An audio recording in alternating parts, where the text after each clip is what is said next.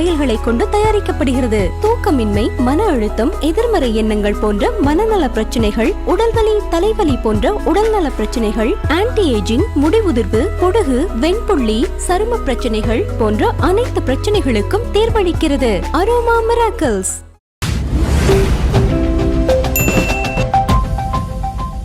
சட்டமன்றம் பாக்குறீங்களா சார்? உலகமே லைவ்ல பாக்குறதுன்னு சொல்றாங்க. சட்டமன்றத்துல பதிலுக்கு பதில் பேசிக்கிட்ட விஷயம்லாம் பார்த்துருப்பீங்க. அப்ப அமைச்சர் நிலமகுமார் விஷயம் சொல்றாரு, டக்குன்னு அங்கே ஆப்போசிட்ல இருந்து சங்கி அமைச்சர்ன்ற வார்த்தை, அதுக்கு இவர் வந்து பாத்ரூம்ல 3 மணி நேரம் உட்கார்ந்து இருந்தவர் அப்படின்னு சொல்லிட்டு எப்படி இருக்கு பாக்குறதுக்கு? அதாவது நேரலையில பார்க்கும்போது நமக்கு இதெல்லாம் ஒரு மாதிரி புதுசா இருக்கு, இன்னொரு பக்கம் சுவாரஸ்யமாகவும் இருக்கு.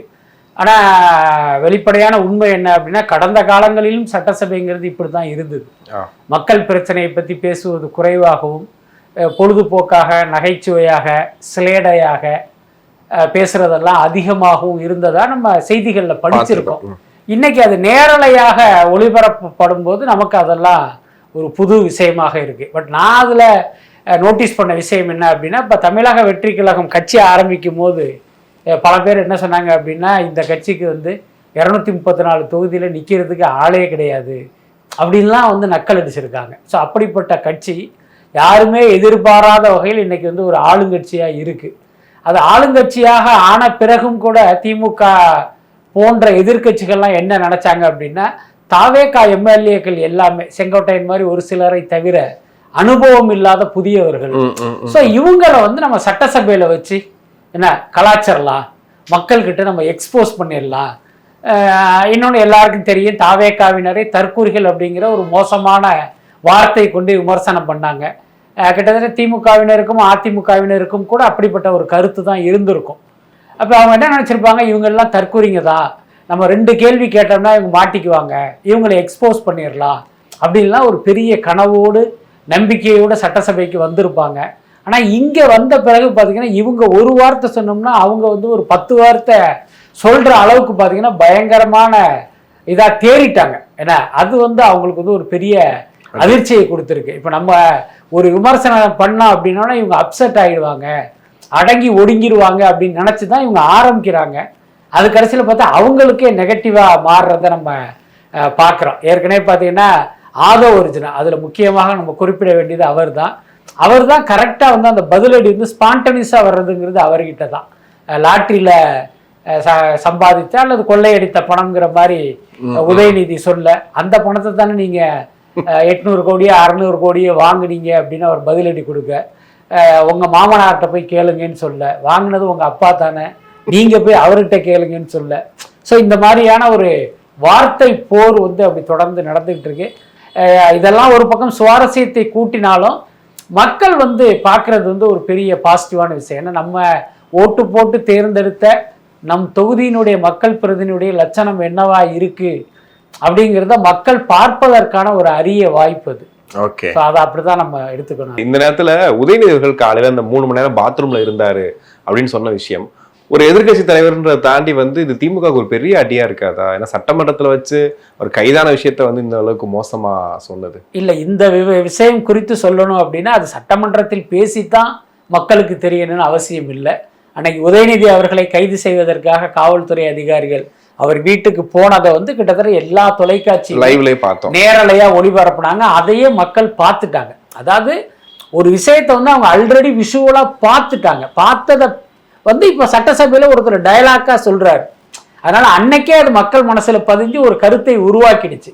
அது புதுசா இவர் சொன்னதுனால வந்து இவருக்கு பெரிய அவமானம் அப்படி இப்படிலாம் நம்ம எடுத்துக்க வேண்டிய அவசியம் இல்லை. பட் எல்லாத்துக்கும் மேல உங்களுக்கு தெரியும், சட்டமன்றம் என்பது வெறுமனே மக்கள் பிரச்சனைகளை பேசுகிற இடமாகவும் என்ன ஒரு கொள்கை சார்ந்து பேசுகிற இடமாக மட்டும் இல்லை, அது தனிப்பட்ட தாக்குதல் நடத்துற இடமாகவும் தானே இருக்கு. அப்ப இவங்க தாக்கும்போது பதிலடிக்க அவங்களும் தாக்குதுங்கிறது தவிர்க்க முடியாததுதான். கண்டிப்பா. இப்ப தாவேகால எம்எல்ஏக்கள் அமைச்சர்கள் அந்த புகழ் பாடுற விஷயங்களை பார்த்துருப்பீங்க இல்லையா? பாட்டுகள்லாம் அவரை பாடினாங்க. அதுக்கு டிஎம்கேலும் சூப்பர் சிங்கர் மாதிரி பண்ணாதீங்கன்னு சொல்லி எதிர்கட்சி தலைவர் சொல்றாரு. ஆனா முன்னாடி காலங்களில் இவங்களும் பாட்டு தானே பாடியிருக்காங்க. ஸோ அந்த விஷயத்தையும் மென்ஷன் பண்ணி பார்க்கணும்ல. இல்ல அதுதான் நான் ஏற்கனவே சொன்ன மாதிரி இன்னைக்கு நமக்கு பார்க்குறப்ப அது நமக்கு புதுசா தெரியுது. இன்று நடப்பது எல்லாமே ஏற்கனவே கடந்த கால ஆட்சிகளில் நடந்தது தானே. இன்னொன்னு, ஜெயலலிதா ஆட்சி காலத்தில் அவரை புகழாத புகழுரையா போனா ஜெயலலிதாவை புகழ்ந்த நேரம் போக ஏதாவது மிச்ச மீதி நேரம் இருந்தா மேடம் ஒரு 30 செகண்ட் இருக்கு, இந்த 30 செகண்ட்ல வேணா ஒரு தொகுதி பிரச்சனையை பேசிக்குவாங்கிற அளவுக்கு தான் அன்றைக்கு வந்து எம்எல்ஏக்கள்லாம் இருந்ததை நம்ம பார்க்குறோம். பட் அதே நேரம் என்னன்னா ஒரு பழைய தவறுகளை ஒரு முன்னுதாரணமாக வச்சுக்கிட்டு அதை நாம் தொடர்வதுங்கிறது ஒரு நல்ல விஷயம் இல்லை. எனக்கு வந்து விஜய் அவர்களிடம் ஒரு கோரிக்கை என்ன அப்படின்னா, உங்களுடைய எம்எல்ஏக்கள் சட்டசபையில் உங்களை புகழ்வதன் மூலமாக உங்களுடைய குட்புக்குள்ள இடம் பிடிக்கிறதுக்கு அவங்க ட்ரை பண்ணுவாங்க. அதோட அர்த்தம் என்னன்னா, 1 வருஷம் கழிச்சோ 2 வருஷம் கழிச்சோ அமைச்சரவை மாற்றம் நடந்தால் நம்மளை கன்சிடர் பண்ணுங்கிறது அதனுடைய அடிநாதமான விஷயமா நம்ம புரிஞ்சுக்கலாம். ஆனால் நீங்கள் என்னன்னா சட்டசபையில் பகிரங்கமாக என்னைய வந்து யாரும் புகழக்கூடாது, இது வந்து ஒரு மக்கள் மன்றம், மக்கள் பிரச்சனையை தவிர எதுவுமே பேசாதீங்கன்னு அவர் கட் அண்ட் ரைட்டாக சொல்லணும். ஆனால் இப்போ 2 நாட்களுக்கு முன்பு சபாநாயகர் ஜேசிடி பிரபாகர் என்ன சொல்றாரு அப்படின்னா, முதலமைச்சருக்கு வந்து நீங்க புகழ்றதெல்லாம் பிடிக்கல, அவர் என்கிட்ட சொல்லியிருக்காரு, அதனால நீங்க அவர் புகழாம நேரா விஷயத்துக்கு வாங்கன்னு சொல்றாரு. ஆனா துரதிருஷ்டவசமாக அவர் சொன்ன பேச்சை யாரும் அங்க கேட்கல. ஏன்னா என்னதான் நம்ம சபாநாயகர் சொன்னாலும் இவங்க ஏற்கனவே 8 பக்கம் எழுதி வச்சுட்டு வந்ததுனால அங்கிருந்து தான் அவங்க ஸ்டார்ட் பண்ணவே செய்யறாங்க. அப்ப இதை தடுக்கணும்னா ஒரே வழி, விஜய் அவர்கள் எந்திரிச்சு அவர்களுடைய உறுப்பினர்கள் வந்து வார்ன் பண்ணணும். நீங்க இந்த மாதிரி பண்றத நான் ரசிக்கல, தயவு செஞ்சு அதை பண்ணாதீங்க, அது மக்களுக்கும் பிடிக்காது அப்படிங்கறத அவர் எடுத்து சொல்லணும். அது வரைக்கும் இந்த புகழ் உரைகள்ங்கிறது தொடரத்தான் செய்யும். இல்லை, இன்னைக்கு கூட பேச மாட்டாருன்னு சொல்லிட்டு சொல்றோம். முதல் ஒரு 3 நாள் அமைதியாவே இருந்தாரு அப்படின்னு. இப்போ நேத்து பேசும்போது டக்குன்னு ஒரு விஷயம் சொல்றாரு, அதுவும் வந்து எச்சரிக்கையாகவும் சொல்றாரு. ஒரு 3 ஃபைல் என்கிட்ட இருக்கு, நான் எப்ப வேணாலும் ஓப்பன் பண்ணுவேன் அப்படின்னு சொன்னது, அதுக்கு இன்னைக்கு எதிர்வினையா ஆட்டியிருக்காங்க. இந்த மாதிரி ஃபைலை ஓப்பன் பண்ணி காட்டுங்க பார்ப்போம் அப்படின்னு சொல்லிட்டு. இதை எப்படி பாக்குறீங்க? இல்லை, முதல்ல விஜய் அவர்கள் என்கிட்ட ஒரு 3 ஃபைல் இருக்கு, நான் அதை வச்சிருக்கேன், எப்போ வேணாலும் ஓப்பன் பண்ணுவேன்னு சொன்னது வந்து எனக்கு இருந்தது சரியான விஷயமா படலை. என்ன காரணம் அப்படின்னா, இப்போ யாரோ ஒரு 3 அமைச்சர்கள் தவறு பண்ணின ஃபைல் அல்லது தவறு செய்ததற்கான ஆதாரம் உங்க முன்னால் இருக்கு. அப்போ தமிழ்நாட்டின் முதலமைச்சராக நீங்கள் செய்ய வேண்டிய முதல் விஷயமே என்னன்னா, அதில் உண்மை இருக்கு, ஊழல் நடந்த முகாந்திரம் இருக்கு அப்படின்னா உடனடியாக அதற்கான நடவடிக்கையில நீங்க இறங்கணும். நான் அப்படியே வச்சிருக்கேன், எனக்கு தோணுறப்ப எடுப்பேன் அப்படின்னா அப்ப குற்றவாளியை நம்ம அவ்வளவு நாள் வந்து தப்ப விடுறோம் அல்லது சுதந்திரமாக இயங்க அனுமதிக்கிறோம் தானே அதுக்கு ஒரு அர்த்தம் இருக்கு. அதுக்கப்புறம் இதை பார்க்குறவங்க என்ன நினைப்பாங்க அப்படின்னா, இதை வந்து ஒரு திமுகவை மிரட்டுவதற்கு பயன்படுத்துறாங்க அல்லது இந்த ஃபைலை காட்டி அவங்கள தாவேக்கா பக்கம் இழுப்பதற்கு ஒரு அஸ்திரமா பயன்படுத்துறாங்கன்னு மக்கள் நினைச்சிடக்கூடாது. உங்க மேல நம்பிக்கை வச்சு தமிழ்நாட்டு முதலமைச்சர் நாற்காலியில உட்கார வச்சிருக்கோம். நீங்க சொன்னதை நம்ம நம்பணும், நான் தப்பு பண்ண மாட்டேன், தப்பு பண்ண விடமாட்டேன் அப்படிங்கிறதெல்லாம் நீங்கள் சொல்லிடுறீங்க. அதை நம்பித்தான் உங்களுக்கு மக்கள் வாக்களிச்சிருக்காங்க. அப்போ ஏற்கனவே தப்பு பண்ண ஒருத்தருடைய ஆதாரம் உங்ககிட்ட இருக்கும்போது நீங்கள் என்ன பண்ணணும்? தாமதிக்காமல் அதன் மீது நீங்கள் நடவடிக்கை எடுக்கணும். அதுதான் முக்கியமான விஷயம். பட் அதே நேரம் பொதுவாகவே பார்த்தீங்கன்னா, இப்போ யார் கையங்களவுமாக மாட்டினாலும் கூட சில தைரியசாலிகள் என்ன பண்ணுவாங்க, அதை எதிர்கொள்றதுக்கு தயாராயிடுவாங்க. அந்த மாதிரியான ஒரு விஷயமா தான் இன்னைக்கு உதயநிதி பேசினதே நான் பாக்குறேன். எங்களுக்கு பயம் கிடையாது, நீங்க வேணா நடவடிக்கை எடுங்களேன் அப்படின்லாம் சொல்றதெல்லாம் வந்து ஒரு என்ன சொல்றது, ஒரு பொதுவெளியில் தங்களை பரிசுத்தமானவர்களாக காட்டிக்கொள்கிற பேச்சா தான் எனக்கு தெரியுது. நம்ம ஆரம்ப காலம் நிறைய டைம் பேசியிருக்கோம். புஷி ஆனந்த் மட்டும் கட்சியில வந்து ஒரு மாதிரி பேசுறாரு, அவர் பேசுறதெல்லாம் ட்ரால் ஆகுது அப்படின்னு. இப்ப அமைச்சர் ஆயிட்டு உள்ள போய் பார்த்தா அவர் தான் மொத்தமா டீலே பண்ணிட்டு இருக்காரு. நேத்துல அவர் பெரிய கதையெல்லாம் சொல்ல ஆரம்பிச்சிட்டாரு. அதுல குறிப்பா நல்ல விஷயம் ஒண்ணு சொல்லியிருந்தாரு. ஒரு காட்டு பகுதிக்குள்ள நடந்து போனது, அந்த கிராமத்துல விஜய் நடந்து போன வீடியோ எல்லாம் வெளியா இருக்கு. ஆனா அங்க போய் ரோடே போட்டு கொடுத்தாரு அப்படின்ற விஷயம் எல்லாம் ஓப்பன் பண்ணிக்காரு. எப்படி இருக்கு அவருடைய பேச்சுக்கள்? இல்ல, அதான் புஷி ஆனந்தோடைய பேச்சுங்கிறது ஆரம்பத்தில் ஒரு விமர்சனத்துக்குரியதாகவும் மற்றவர்கள் கேலி செய்கிற அளவுக்கு தான் இருந்தது. அதுக்கு என்ன காரணம் அப்படின்னா, புஷி ஆனந்தை பொறுத்த வரைக்கும் அவர் பிறந்து வளர்ந்த பகுதியினுடைய வட்டார மொழியே பேசுறாரு. அந்த இட்னு போறது அதெல்லாம் பார்த்தீங்கன்னா வட தமிழ்நாட்டில் பேசுகிற ஒரு வழக்கம் தான் அது. ஆனா நீங்க ஒரு டெல்டாவில் இருக்கிறவனுக்கும் ஒரு கோயம்புத்தூர் ஒரு மதுரை பகுதியில் இருக்கிறவங்களுக்கு இந்த தமிழே பார்த்தீங்கன்னா ஒரு புதுசா இருக்கும். அதுக்கு அடுத்து பார்த்தீங்கன்னா இது ஒரு வட்டார மொழி அப்படிங்கிற அந்த புரிதல் இல்லாமல் இவர் ஏதோ தப்பா பேசுறாரு. இப்போ உதாரணத்துக்கு இந்த 83 பாத்தீங்கன்னா ஏதோ இவர் தமிழ் தெரியாம பேசினாதான் எல்லாரும் கால் பண்றாங்க. சமீபத்துல பாத்தீங்கன்னா முன்னாள் அமைச்சர் ஏவாவேலு கூட சட்டமன்றத்திலே பேசுறாரு. கடலூர் பகுதியில எல்லாம் பேசும்போது இந்த 83 தான் சொல்லுவாங்க அப்படின்லாம் சொல்றாங்க. ஸோ அதன் மூலமே நம்ம புரிஞ்சுக்கலாம் அவர் தவறா பேசல, அவருடைய வட்டார மொழியில அவர் பேசிட்டு இருக்காரு, அப்படித்தான். ஆனா அது புரியாம அவர் பல பேர் ட்ரால் பண்ணாங்க. நாமும் கூட பண்ணியிருக்கோம்னு நினைக்கிறேன். நிறைய நம்ம பேசியிருக்கோம். ஆனா இன்னைக்கு சட்டசபையில பேசும்போது பாத்தீங்கன்னா அந்த பயமெல்லாம் தெளிந்து என்ன ட்ரால் வந்தாலும் அதை எதிர்கொள்கிற மனநிலைக்கு அவர் வந்துட்டாரு. அதெல்லாம பாத்தீங்கன்னா சரளமா பேசுறாரு. எல்லாத்துக்கும் மேல நம்முடைய தவறுகளை உணர்ந்து நம்ம அட்மிட் பண்றது இருக்குல்ல, அது வந்து ஒரு பெரிய பண்பு. தனக்கு வந்து தமிழ் வந்து கொஞ்சம் குளறுபடியா இருக்குங்கிறது அவரே ஒத்துக்கிறார். அதெல்லாம் ஒரு நல்ல பண்பு தான். அதுக்கப்புறம் பாத்தீங்கன்னா நிறைய விஷயங்கள்லாம் பேசுறாரு. அது ரொம்ப டீப்பா கவனிச்சிங்க அப்படின்னா அது எதுவுமே சட்டமன்றத்தில் பேச வேண்டிய விஷயம் இல்லை. உங்களுடைய கட்சி நிர்வாகிகளிடம் உங்கள் கட்சி கூட்டத்தில் பேச வேண்டிய விஷயம். சர்க்கார் பட பிரச்சனை எதுவாக ஒரு பஞ்சாயத்தையும் கொண்டு வர, அது எல்லாமே நீங்க பாத்தீங்கன்னா அவுட் ஆஃப் அசம்பிளில பேச வேண்டிய விஷயங்கள் தான். அசம்பிளில பேச வேண்டிய விஷயங்கிறது உங்கள் துறை சார்ந்த இந்த அரசு சார்ந்த மக்கள் பிரச்சனைகளை தான் பேசணும். புஷி ஆனந்த் அவர்கள் இப்ப நல்லா பேசுறாரு, சரளமா பேசுறாரு, மற்றவர்கள் ரசிக்கும்படியும் பேசுறாரு.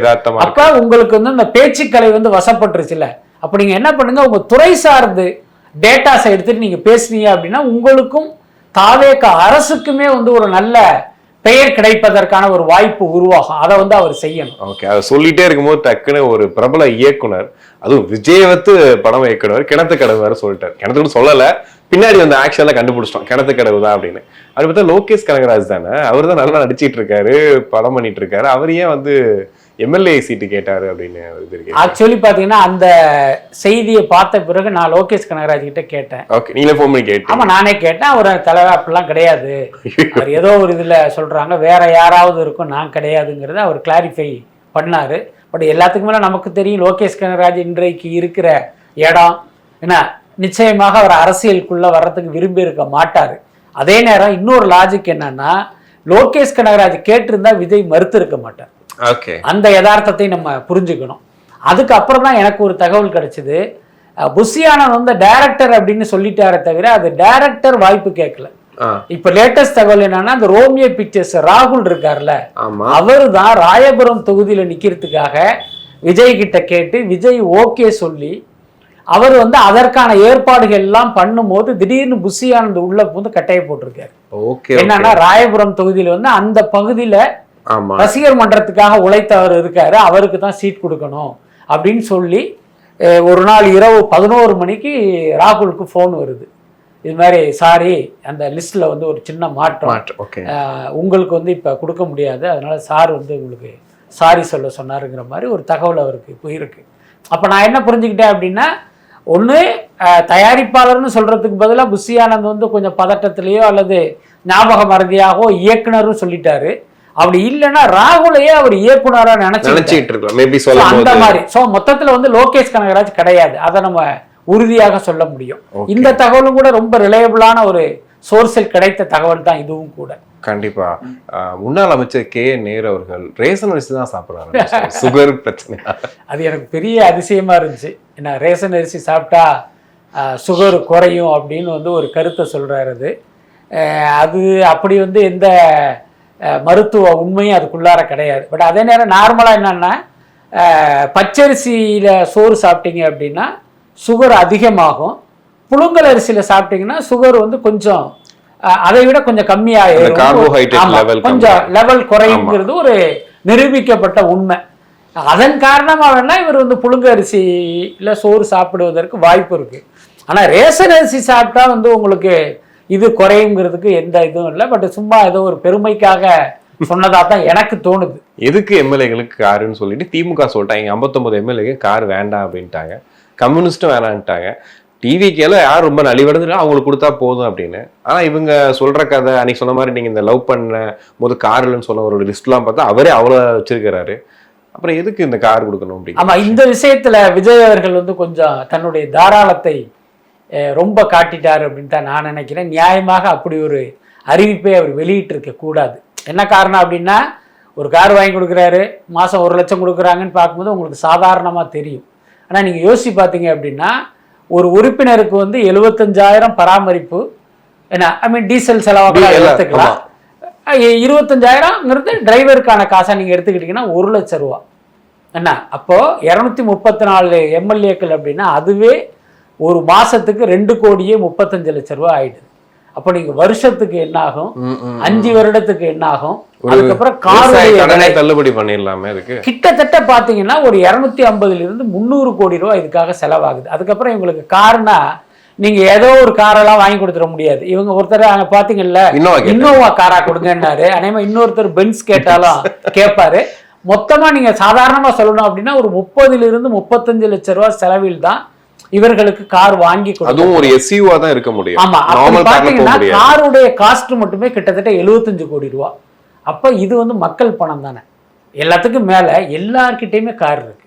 ஏன்னா கார் இல்லாத 10-15 கார். ஆமா, ஒன்றுக்கும் மேற்பட்ட கார்கள் தான் இருக்கு. அதுல ஒருத்தர் பெருமையா வேற சொல்றாரு, என்கிட்ட ஏகப்பட்ட கார் இருக்கு, ஆனா இந்த கார்ல வர்றது தான் எனக்கு கவர்மெண்ட் கொடி கட்டின கார்ல அப்படின்னு. அப்படியெல்லாம் ஒண்ணுமே கிடையாது. நீங்க உங்க சொந்த கார்லயே கூட நீங்க கொடியை கட்டிட்டு வரலாம், பென்ஸ் கார்ல அல்லது நீங்க அந்த இத சிம்பிளை போட்டுட்டு வரலாம். அதெல்லாம் எந்த தடையுமே கிடையாது.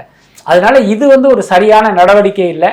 பட் இதுல பாராட்டத்தக்க விஷயமா நான் பாக்குறது, எங்க எம்எல்ஏக்களுக்கு காரு வேண்டாம் என்ற திமுகவுடைய நிலைப்பாடு, அப்புறம் நம்ம கூட்டணியில இருக்கமேங்கிறதுனால இதை ஆதரிக்காமல் அதற்கு எதிரான ஒரு நிலைப்பாட்டை எடுத்த கம்யூனிஸ்டுகளுடைய அந்த கருத்து, இதெல்லாம் நிச்சயமா நம்ம வரவேற்கணும். பட் ஆனா இப்ப விஜய் அவர்கள் இந்த விஷயத்துல தன் முடிவை மறுபரிசீலனை செய்து ஒரு சரியான முடிவை எடுத்தா நல்லா இருக்கும்னு நினைக்கிறேன்.